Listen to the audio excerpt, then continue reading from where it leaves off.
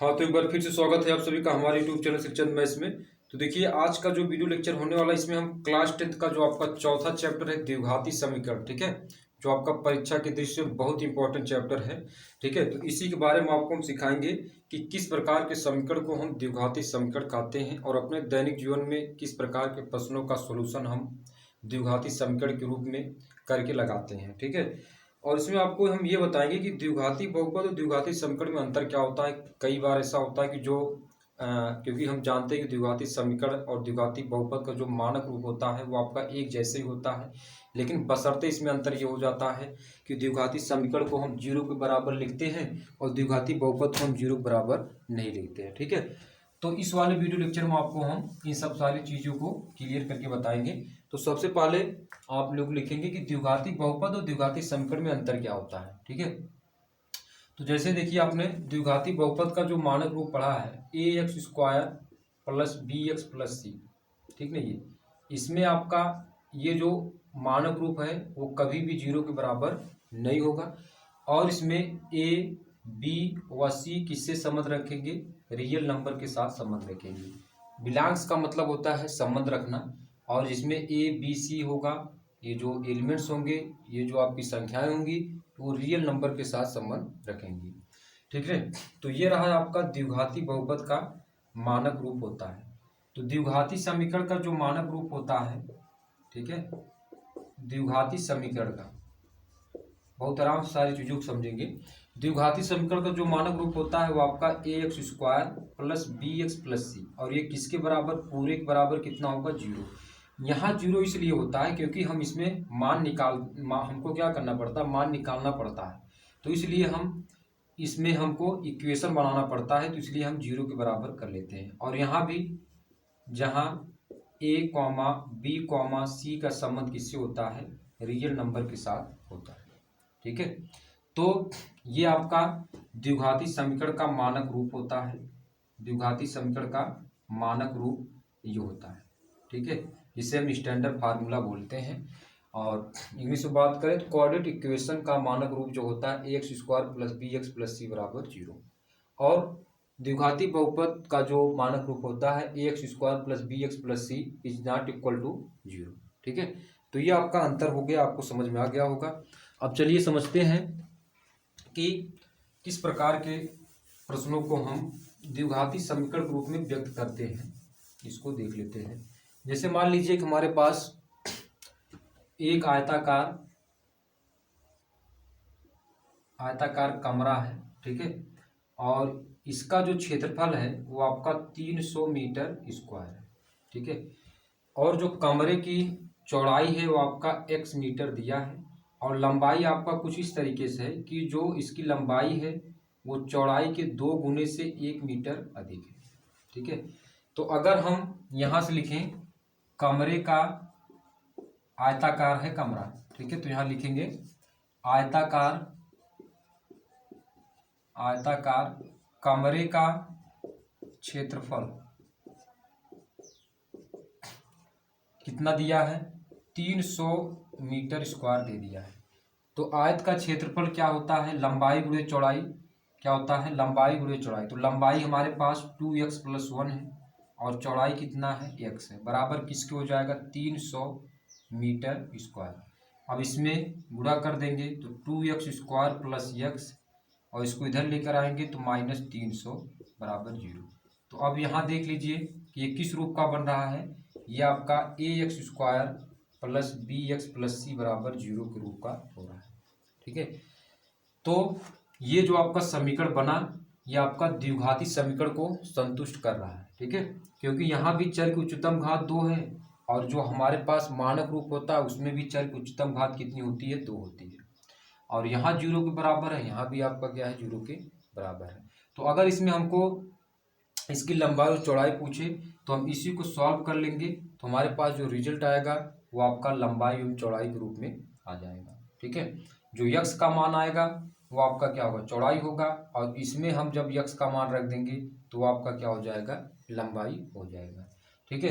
अब चलिए देखते हैं प्रश्नावली 4.1 के क्वेश्चन को सॉल्व करते हैं। आपको इतना समझ में आ गया होगा कि द्विघाती समीकरण और द्विघाती बहुपद में अंतर क्या होते हैं। अब देखिए इसमें 4.1 का क्वेश्चन क्या कहा है। कह रहा है कि जांच कीजिए कि क्या निम्न द्विघात समीकरण है। तो द्विघात समीकरण तभी होगा जिसमें आपका चर की उच्चतम घात कितनी हो, 2 के बराबर होनी चाहिए। तो हमारे पास समीकरण क्या होगा, आपका द्विघात समीकरण होगा। और द्विघात समीकरण किसके बराबर होना चाहिए, 0 के बराबर होना चाहिए। तो देखिए इसमें 4.1 का पहला क्वेश्चन देखिए। तो इसमें आपका 4.1 का पहला क्वेश्चन देखेंगे। पहले का आपका पहला क्या है, कह रहा है कि जांच कीजिए कि क्या निम्न द्विघात समीकरण है। तो इसमें देखिए आपका दिया है x+1 का स्क्वायर है बराबर 2 कोष्टक में x-3। ठीक है। अब इसमें हमको ये बताना है कि क्या ये द्विघात समीकरण के रूप हैं। द्विघात समीकरण के रूप होने के लिए हमको ax² plus bx plus c का के रूप का समीकरण चाहिए। ठीक है, क्योंकि द्विघात समीकरण का जो मानक रूप होता है आपका ये होता है। तो इसको अब सॉल्व कर देते हैं। तो a प्लस बी का होल स्क्वायर है यहाँ पर। ठीक है, तो फार्मूला लगा देते हैं। तो x² प्लस 1 प्लस 2ab यानी 2x हो जाएगा। इसमें 2 का अंदर गुणा, इसी को हम सरल कर रहे हैं। 2x माइनस 2 तिहाई 6। तो x² plus 2x plus 1 minus 2x और प्लस 6 बराबर 0। ठीक है, तो अब इसमें -2x और ये प्लस 2x कैंसिल हो जाएगा। तो हमारे पास क्या बचेगा, x² प्लस 7x बराबर 0। ठीक है, यानी इसमें हम ये कह सकते हैं, सॉरी 7x नहीं 6x 7, यानी ये इसको हम इस तरीके लिख सकते हैं x² प्लस 0x प्लस 7 बराबर 0। तो ये किस रूप का है, ax² plus bx plus c के रूप का। यहाँ पर आपका x वाला मान नहीं दिया था, x का गुणांक नहीं दिया था, तो x का गुणांक हम 0 कर लेते हैं। तो x² प्लस 0x प्लस 7 के इस तरीके से हमारे पास एक द्विघाती बहुपद बना। और ये आपका किस रूप का है, ax² plus bx plus c बराबर 0 के रूप का हो रहा है। तो इसलिए आपका ये जो आपका यानी इस प्रकार का जो आपका समीकरण हो रहा है वो आपका क्या है, द्विघाती समीकरण हो रहा है। इसको हल करने के बाद जो हमारे पास समीकरण आ रहा है वो आपका क्या है, द्विघाती समीकरण। तो इसको हम द्विघाती समीकरण कहेंगे कि जो आपका पहला है ये आपका क्या है, द्विघाती समीकरण के रूप का है। दूसरा वाला देखते हैं कि आपका दूसरा द्विघाती समीकरण के रूप का है कि नहीं। तो इसको चेक करते हैं। तो इसको आप यहाँ से रब करेंगे। चलिए इसके बाद देखते हैं दूसरा। तो दूसरा देखिए इसमें x² माइनस 2x बराबर -2 कोष्टक में 3 माइनस x। अब इसको हम सरल कर लेते हैं। ठीक है, तो x² माइनस 2x बराबर -2 तिहाई 6 और प्लस कितना होगा 2x। x² माइनस 2x इसको इधर ले आएंगे -2x और बराबर कितना होगा -6 के। अब x² माइनस माइनस जुड़ जाएगा तो -4x और प्लस 6 बराबर 0। अब ये देखेंगे तो आपका किस रूप का हो रहा है, ax² plus bx plus c बराबर 0 के रूप का हो रहा है। जहाँ a का मान 1 है, यहाँ 1 लिख सकते हैं, b का मान -4 है और c का मान क्या है 6 है। ठीक है, तो ये आपका द्विघाती समीकरण के मानक रूप का हो रहा है। इसलिए आपका ये जो इसको हल करने के बाद जो हमारे पास समीकरण बन रहा है वो आपका क्या है, द्विघाती समीकरण यानी कोऑर्डिनेट इक्वेशन है। ठीक है, तो ये आपका सही है, ये आपका द्विघाती समीकरण के रूप में हो रहा है। तीसरा देखेंगे इसके बाद, तीसरा क्या है उसको सॉल्व करते हैं। ठीक है, चलिए इसके बाद देखते हैं तीसरा।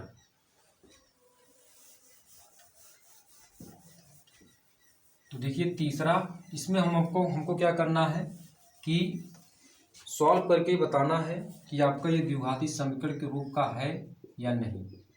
ठीक है, तीसरा देखिए कह रहा है कि x-2 कोष्टक में x प्लस 1 बराबर आपका दे दिया है x-1 और उसके बाद x प्लस 3 दे दिया। तो इसको हम पहले सॉल्व करेंगे, तो उसके बाद हम बता सकते हैं कि ये द्विघाती समीकरण के रूप का है कि नहीं।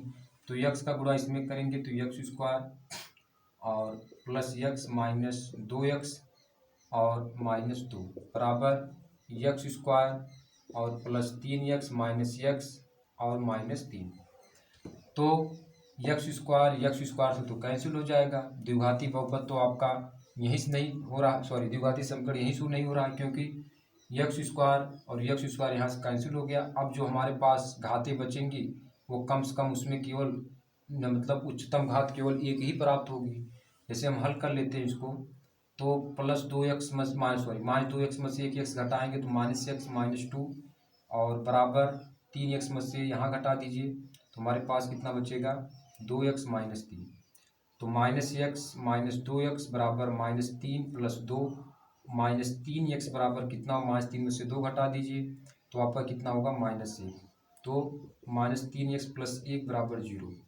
अब यहाँ देखते हैं कि आपका किस यानी द्विघाती समीकरण के मानक रूप का नहीं हो रहा है, क्योंकि इसमें जो चर की उच्चतम घात है वह केवल 1 है। द्विघाती समीकरण के लिए चर की उच्चतम घात 2 होनी चाहिए, ठीक है।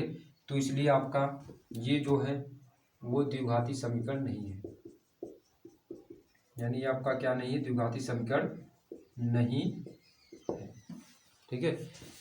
इसी तरीके से हमको चेक करके बताना है, ठीक है। तीसरा वाला आपने कर लिया, इसको नोट डाउन करिए। इसके बाद आते हैं आपका चौथा क्या है, उसको भी सॉल्व करके बताते हैं। तो चलिए इसको रब कर देते हैं और चौथे की तरफ चलते हैं कि चौथा क्या उसको। तो चलिए आपने नोट डाउन कर लिया होगा, इसको रब करते हैं और आगे समझते हैं चौथा वाला क्या है, उसको देखते हैं कि वो आपका द्विघाती समीकरण के रूप का बन रहा है कि नहीं। तो चलिए देखते हैं आपका पहले का चौथा। तो इसमें दिया है x -3 एक कोष्टक में, दूसरे कोष्टक में 2x + 1 है और बराबर x कोष्टक में x + 5, ठीक है। तो इसको हम सॉल्व करेंगे तभी बता सकते हैं कि आपका ये द्विघाती समीकरण के रूप का है कि नहीं, ठीक है।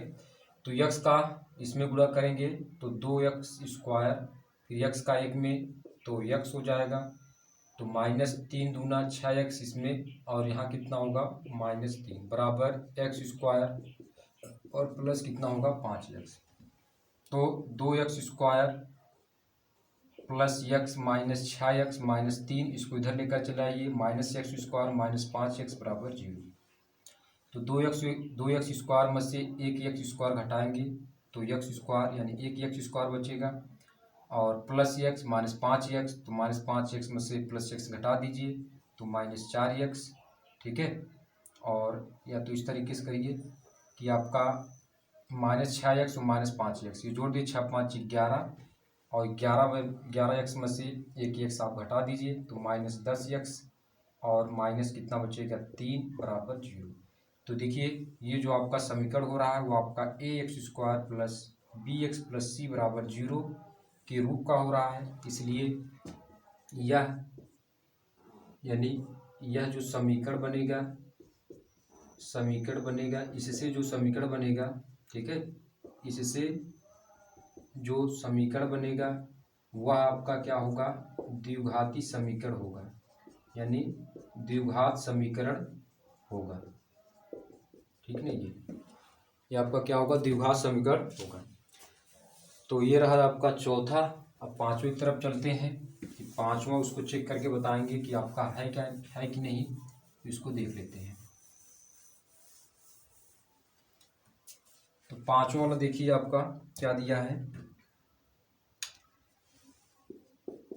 ठीक है। वो आपका दिया है कि 2x -1 एक कोष्टक में है, दूसरे कोष्टक में x -3 है बराबर x + 5 और x -1 दे दिया है। तो 2x का इसमें गुणा करेंगे तो 2x² होगा और 2x का इसमें पहले इसमें करते हैं, उसका तो अलग अलग करते हैं। तो 2x का इसमें 2x² और इसमें करेंगे 2 तिहाई कितना होगा 6x और इसमें करेंगे -1 का। अब 2x का हमने खत्म कर लिया, अब -1 का कर लेंगे तो -1x होगा और +3 बराबर अब x का x में x² माइनस कितना होगा 1x होगा। अब यहाँ से करेंगे तो +5x -5, तो 2x² इसको सॉल्व कर लेते हैं तो माइनस कितना होगा 7x + 3 और x square plus 4x minus 5, 5x में से 1x हटा देंगे तो 2x square minus 7x plus 3 हुआ। इसको इधर लेकर आएंगे, minus x square minus 4x और प्लस 5 बराबर 0। ठीक है, अब इसको हम सॉल्व कर लेते हैं। 2x स्क्वायर में से 1x स्क्वायर घटा दीजिए तो x स्क्वायर और माइनस 7x माइनस 4x जुड़ जाएगा, 7 4 11x हो जाएगा, प्लस 3 और प्लस 5, 5 3 8 हो जाएगा, बराबर किसके होगा 0। अब ये देख लीजिए किस रूप का हो रहा है आपका, ax square plus bx plus c बराबर 0 के रूप का हो रहा है। अतः इसे सरल करने के बाद जो समीकरण बनेगा वह द्विघाती समीकरण होगा। वह आपका क्या होगा, द्विघाती समीकरण होगा। तो ये हमने पांचवा कंप्लीट कर लिया है। छठे नंबर पर चलेंगे और छठा वाला भी कंप्लीट करके बताते हैं। चलिए इधर कर लेते हैं। तो छठा वाला आप देखिए क्या दिया है, एक्स स्क्वायर प्लस 3x और प्लस 1 बराबर x माइनस 2 का होल स्क्वायर। तो x square plus 3x plus 1 है, ए माइनस बी का होल स्क्वायर यहाँ पर लगा देंगे क्योंकि आपका क्या है a माइनस बी, यहाँ आपका क्या है x माइनस 2 का होल स्क्वायर बन रहा है तो a माइनस बी का आप फार्मूला लगा सकते हैं। ठीक है, तो एक्स स्क्वायर प्लस कितना होगा a का वर्ग प्लस b का वर्ग माइनस 2ab यानी 2 गुणे एक्स गुणे 2, तो x square plus 3x plus 1, तो एक्स स्क्वायर 2 दूना 4, 2 दूना 4x, तो एक्स स्क्वायर से कैंसिल हो गया। तो अब यहाँ पर जो घातें होंगी, घात की उच्चतम यानी उच्चतम घात कितनी होगी, उच्चतम घात कितनी होगी 1 होगी। ठीक है, अतः यह समीकरण द्विघाती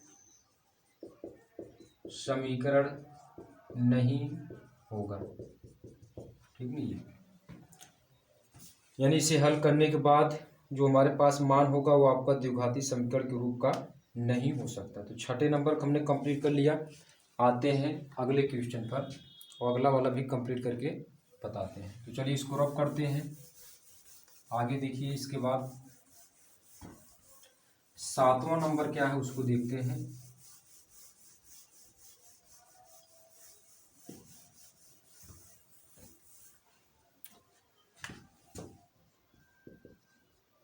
सातवां नंबर देखेंगे तो आपका दिया है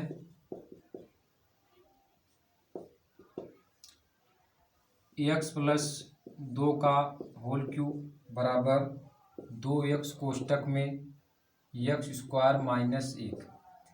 तो a प्लस बी का होल क्यूब करेंगे तो हमारे पास क्या होगा एक्स क्यूब प्लस 2 क्यूब यानी a प्लस बी का होल क्यूब, a घाते 3 प्लस b घाते 3 प्लस 3ab 3 गुणे एक्स और गुणे 2 कोष्टक में a प्लस बी यानी कितना होगा x प्लस 2 हो जाएगा बराबर 2x क्यूब और माइनस कितना होगा आपका 2x हो जाएगा। अब यहाँ देख लीजिए जो चर की उच्चतम घात वो आपका 3 हो रहा है। ठीक है, अब यहाँ इसमें चाहे जोड़ो चाहे घटाओ, ठीक है, लेकिन आप यहीं से पता कर सकते हैं चर की उच्चतम घात कितनी है।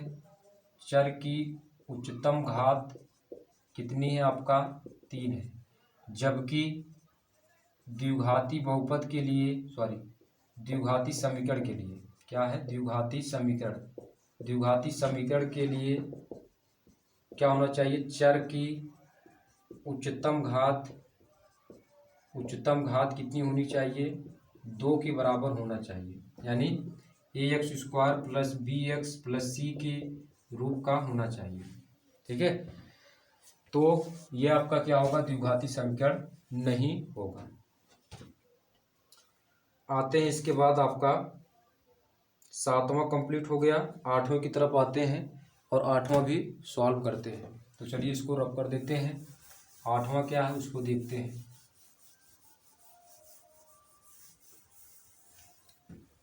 तो आठवां देखिए आप,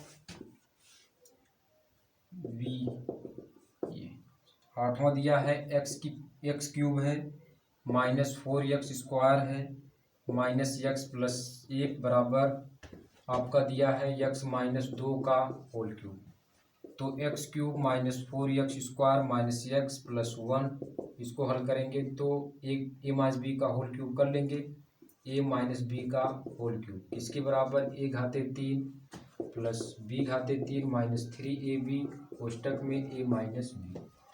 तो यानी एक्स क्यूब और प्लस 2 क्यूब -3 × x × 2 कोष्टक में x-2। तो एक्स क्यूब -4x² -x+1 बराबर एक्स क्यूब और यहाँ 8 3 दूना 6x और x-2। ठीक है, तो ये देखिए इससे कैंसिल हो जाएगा, तो -4x² -x+1 और इधर से आपका कितना बचेगा 8 - 6x² और 6 दूना 12x। ये तो अब इसको सॉल्व कर लेते हैं, तो -4x² -x+1 -8 प्लस 6x² इसको इधर लेकर आएंगे -12x बराबर 0। ठीक है, तो अब यहाँ देखिए -4x² प्लस 6x² तो घट जाएगा, 2x² ये हो जाएगा, -x -12x -13x हो जाएगा 1, और यानी 8 में से 1 घटा दीजिए 7 बराबर 0। किस रूप का बना है आपका, ax² plus bx plus c बराबर 0 के रूप का हो रहा है। अतः यह समीकरण क्या होगा, द्विघात समीकरण होगा, द्विघात समीकरण है। ठीक है, तो इस प्रकार देखिए हमने आपको 4.1 के पहले का आपका जितने भी पार्ट थे सभी को हमने सॉल्व करके बता दिया है। अब आगे चलते हैं, आपका जो आपका दूसरे का पहला जो आपका दिया उसको भी करके बताते हैं। तो आप लोग क्वेश्चन देखेंगे, दूसरे का पहला उसको भी करके बताते हैं।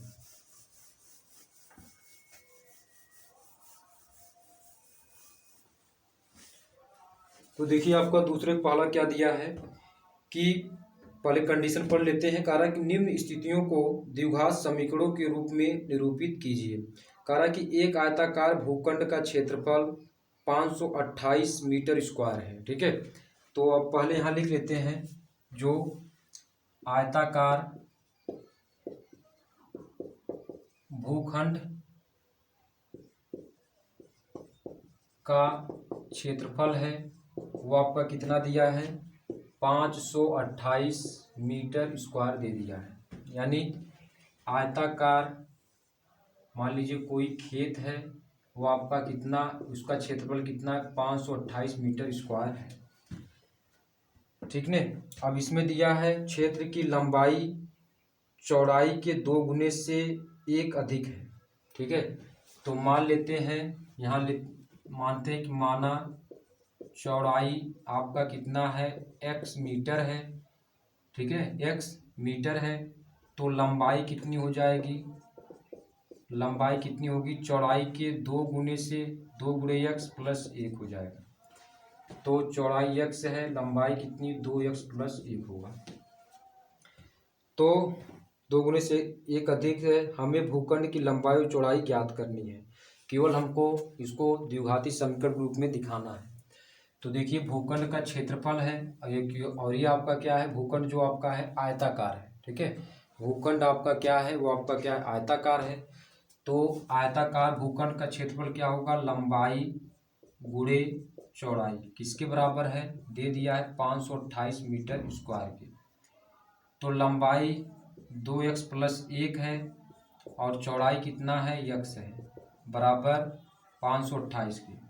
तो 2x² प्लस x माइनस 528 बराबर किसके होगा, 0 के। तो हमको केवल द्विघाती समीकरण रूप में दिखाना है, तो द्विघाती समीकरण के रूप में आपका ये, तो हम ये लिख सकते हैं कि यह समीकरण द्विघाती समीकरण ax² plus bx plus c बराबर 0 के रूप में है, के रूप में है। ठीक है, तो ये रहा आपका 4.1 का दूसरे का पहला क्वेश्चन आते हैं। इसके बाद दूसरे का दूसरा क्वेश्चन क्या है उसको भी सॉल्व करते हैं। तो आप लोग इसको नोट डाउन करिए। आते हैं दूसरे का दूसरा क्वेश्चन क्या है उसको भी देखते हैं। चलिए इसको रब करते हैं। ठीक है, तो आते हैं दूसरे का दूसरा।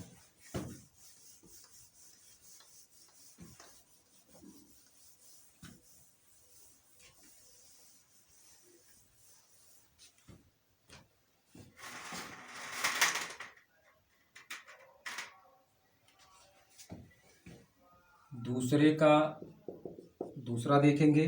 कह रहा है कि दो क्रमागत धनात्मक पूर्णांकों का गुणनफल 306 है, तो हमें पूर्णांकों को ज्ञात करना है। ठीक है, तो माना पहली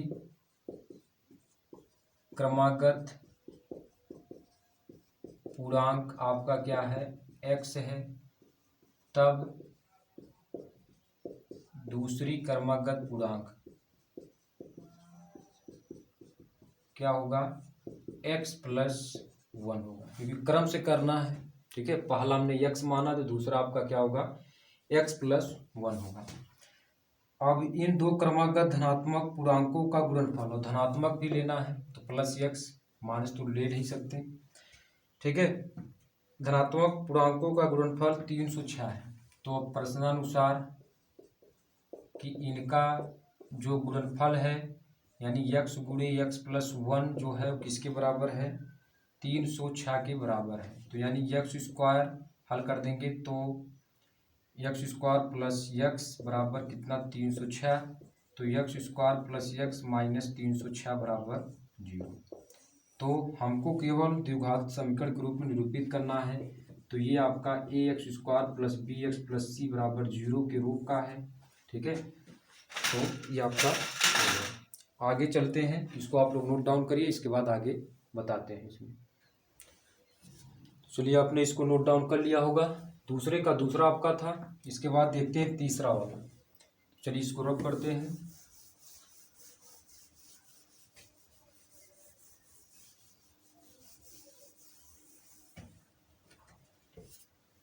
दूसरे का तीसरा कह रहा है कि रोहन की माँ उससे 26 वर्ष बड़ी है, उनकी आयु का गुणनफल अब से 3 वर्ष पश्चात 360 हो जाएगी। हमें रोहन की वर्तमान आयु ज्ञात करनी है। ठीक है, तो यहाँ लिख लेते हैं, माना रोहन की वर्तमान आयु आपका क्या है, x वर्ष है, तब रोहन की माँ की आयु कितना होगा। इसमें आपका दिया है कि रोहन की माँ उससे 26 वर्ष बड़ी, यानी x प्लस कितना होगा, 26 वर्ष, ये हो जाएगा। अब कह रहा है कि उनकी आयु का गुणनफल अब से 3 वर्ष पश्चात 360 हो जाएगी। तो अब यहाँ लिखेंगे 3 वर्ष बाद कितना, 3 वर्ष बाद। तो 3 वर्ष बाद रोहन की आयु कितनी हो जाएगी, रोहन की आयु कितनी हो जाएगी, x+3। और 3 वर्ष बाद रोहन की माँ की आयु कितनी हो जाएगी, माँ की आयु कितनी हो जाएगी, x+26 + 3 कितना होगा, x+29 वर्ष। इन दोनों का गुणनफल जो है 360 के बराबर है, यानी x+3 गुणे x+29 बराबर कितना है, 360 के। तो इसमें गुणा करेंगे तो x² plus 29x plus 3x, और 29 गुणे 3 करेंगे तो 9 त्रिक 27 और 3 दूना 6 1 8 87 बराबर कितने को जाएगा, 360 के। तो x² और प्लस 29 और 3 जोड़ेंगे 9 3 12, यानी 32x, और बराबर 360 में से 87 घटा दीजिए तो एक्स स्क्वायर प्लस 32x 360 में 87 घटाएंगे 273, इसको इधर लेकर आएंगे 273 को बराबर 0। तो ये जो आपका रूप हो रहा है ये आपका किस रूप का है, A X square plus B X plus C बराबर 0 के रूप का हो रहा है। ठीक है, तो ये मतलब ये कह सकते हैं कि ये जो हमारे पास प्रश्न है वो द्विघाती समीकरण को संतुष्ट कर रहा है। ठीक है, तो ये रहा है आपका दूसरे का तीसरा हो गया। अब चौथा देखते हैं और ये देखते हैं कि जो चौथे प्रश्न से जो हमारे पास समीकरण आएगा वह द्विघाती समीकरण को संतुष्ट करेगा कि नहीं, इसको देख लेते हैं। हालांकि उसमें दिया है कि द्विघात समीकरण के रूप में निरूपित करना है, तो द्विघात समीकरण के रूप को संतुष्ट ही करेगा। तो देखिए दूसरे का आपका चौथा कह रहा है कि एक रेलगाड़ी 480 किलोमीटर की दूरी समान चाल से तय करती है। यदि इसकी चाल 8 किलोमीटर कम होती है तो वह उसी दूरी को तय करने में 3 घंटे अधिक लेती है। तो हमें रेलगाड़ी की चाल ज्ञात करनी है। तो यहाँ लिखेंगे माना रेलगाड़ी की चाल बराबर x किलोमीटर प्रति हावर, इतना x किलोमीटर प्रति हावर है और दूरी आपका जो दिया है 480 किलोमीटर दे दिया है। कितना दिया है, 480 किलोमीटर आपका दे दिया है। हमको इसमें क्या करना है, तो अगर हम यहाँ से समय निकालें तो समय बराबर क्या होता है, दूरी बटे चाल, यानी 480 किलोमीटर बटे x किलोमीटर प्रति आवर। किलोमीटर किलोमीटर का